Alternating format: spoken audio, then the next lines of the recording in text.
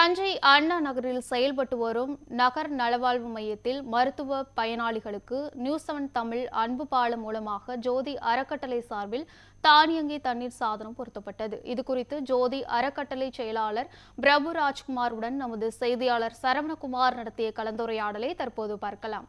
தஞ்சை மாநகராட்சி வார்டு 39 அண்ணா நகர் நகர்ப்புற நலவாழ்வு மையம் செயல்பட்டு வருகிறது. இங்குள்ள மருத்துவ பயனாளிகளும் கர்ப்பிணி பெண்களும் கேட்டுக்கொண்டதற்கிணங்க அவர்களுக்கு தஞ்சை ஜோதி அறக்கட்டளை மற்றும் நியூஸ்7 தமிழ் அன்பு பாலம் சார்பில் குடிநீர் வசதி செய்து கொடுக்கப்பட்டுள்ளது. இது குறித்து தெரிவிப்பதற்கு ஜோதி அறக்கட்டளை செயலாளர் பிரபு ராஜ்குமார் நம்மிடையே இருக்கிறார். இருக்கலாம் சார், இப்போ இங்க உள்ள நலவாழ்வு மையத்தில் வந்து கர்ப்பிணி பெண்களும் மருத்துவ பயனாளிகளும் கேட்டுக்கொண்டிருக்கிறாங்க. குடிநீர் சுத்திகரிப்பு அமைச்சு வந்திருக்காங்க. அவங்க என்ன கோரிக்கை வச்சிருக்காங்க?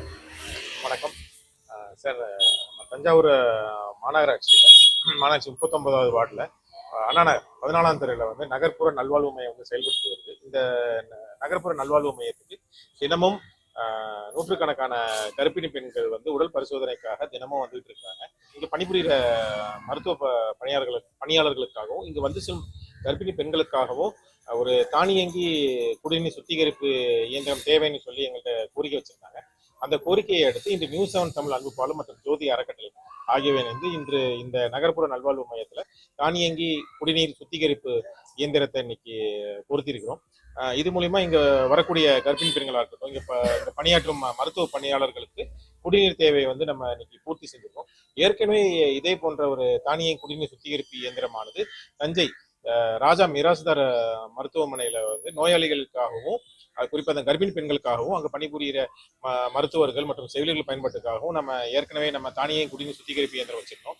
இது போக பல்வேறு ஆரம்ப சுகாதார மையங்கள் மற்றும் நகர்ப்புற நல்வாழ்வு மையங்கள்ல நியூஸ்7 தமிழ் அன்பு பாலம் மற்றும் ஜோதி அறக்கட்டளை ஆகியவை இணைந்து தானியங்கி சானிட்டரி நாப்கின் வழங்கும் இயந்திரங்களையும் நம்ம பொருத்தியிருந்தோம். இது போன்ற விளிம்புநிலை மக்களுக்கான நலத்திட்ட உதவிகள் அதன் கோரிக்கையின் அடிப்படையில் இன்று தொடர்ந்து நியூஸ்7 தமிழ் அன்பு பாலம் மற்றும் ஜோதி அறக்கட்டளை ஆகியோர் இருந்து தொடர்ந்து முன்னெடுக்கும் அப்படிங்கிறத தெரிவிச்சுக்கிறேன்.